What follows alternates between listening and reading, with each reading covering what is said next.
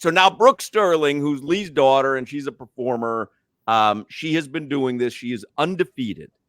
Now, a ton of people love to bet the national anthem prop, and it's Reba McEntire this year singing the national anthem. From what I understand, this is the lowest over-under that's ever been set, right? So what, Brooke, what is the over-under at right now? And tell us your handicapping and which way you're playing it. Yeah, so the line is at 90.5 right now. And I'm going to go through it. I want to start by saying, I know my place. I know Reba's like a queen of country. In no way am I saying anything disrespectful about Reba.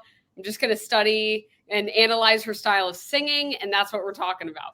So to start off, she is a storyteller. She is in that generation of country music artists that they are in to take their listeners on a ride.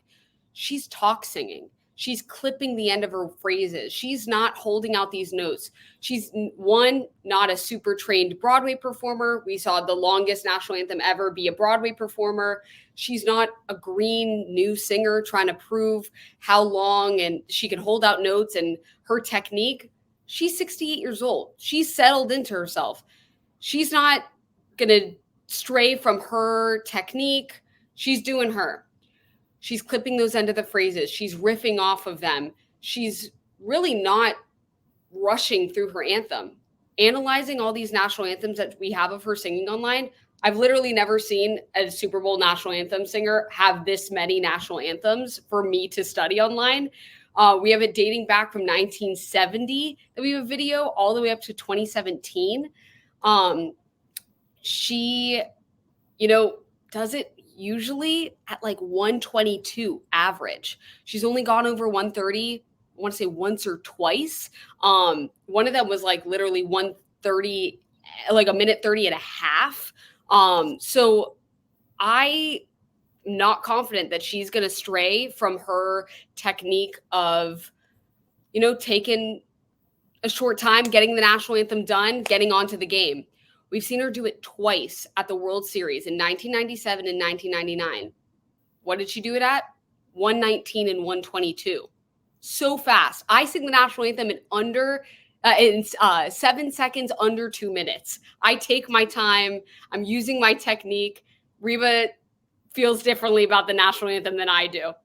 I also, looking at her covering her other people's songs, we can look at the way she sings her own songs, but covering other people's, she does the same things that I'm pointing out. She's clipping those end of the sentences. She's scooping up to notes. She's not hitting notes dead on.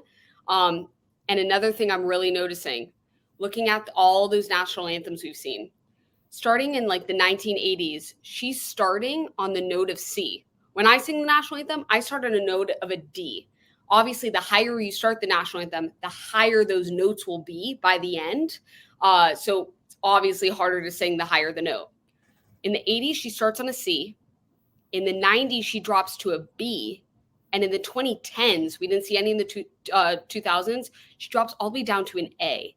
She is singing a low national anthem. Obviously, she's 68 years old. As you get older, your vocal cords as a woman thin out. But I think she's not going to be taking her time. People are online saying, oh, but it's a Super Bowl. Everyone's going to milk it. I don't know about Reba. I don't know about her. So she's 68. She knows what she's going to do. That's what she is. Imagine telling a 68-year-old to change the way that they do their routine in the morning. They're not listening. She's not changing her national anthem.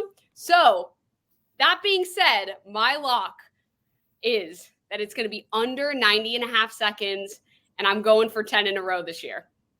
So under 90.5 seconds is what? A minute and a half. It's a minute. That's 131, right? It's got to be under 131 to hit. Yeah.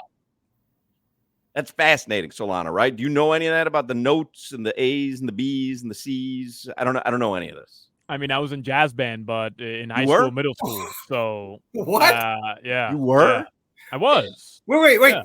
He played basketball, football, jazz band. When you say he played, you're using perhaps a misnomer, Lee, when you say Lee, played. I'm a man of many talents. So, I know. Master of none, right?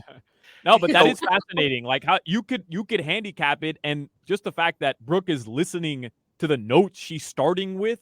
But what note is your comfort zone, just out of curiosity, in jazz band? Mine was I was third chair, so I never even actually got to play, Lee. Just if somebody was sick, then they tap me in. But I was a cymbals player the whole time.